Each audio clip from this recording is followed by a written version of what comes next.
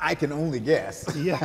I can only guess. Well, one, they were very gracious and kind with their invitation, and I don't actually know what was the basis of their decision making, but they were kind enough to ask back in early February, and at first, when the Archbishop's office called on their behalf, they got a member of my staff who then tracked me down.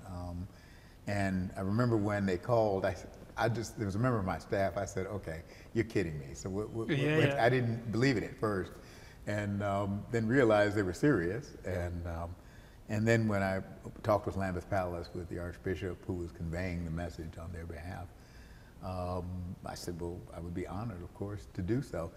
No, we actually met the day of the wedding. And had a chance just to visit with them a little bit after the service, but not in great length. I think they, my guess is, and I don't really know, my guess is, I'm an American, and she is an American, or was an American, and so there was that connection there. I suspect that they were aware of the kind of message that I preach. I mean, they saw this, they had the sermon a week ahead of time, the actual text. But undoubtedly, I would guess members of their staff went and looked at YouTube videos, and they saw the kind of stuff I talk about. Yeah. And probably figured, okay, this is the right message. Oh, I was scared to death. Oh, yes. Love it. Maybe you went to the restroom a lot of times, or not? Yes, I was very nervous, and when I had finished, quite relieved that I had finished. Yeah. Yeah. Who did you ring up afterwards? Huh? Who did you first ring up? It was a while before, I'm not sure I talked to anybody before. Well, because after the service, we went to the reception, and was at the reception for a little while, and then I went with the Archbishop to a youth rally up at St. Albans Cathedral. So we were in an old medieval cathedral with 1,000 young people at a youth rally. And you partied over there, I guess. Well, yeah, it was a church party, but yeah.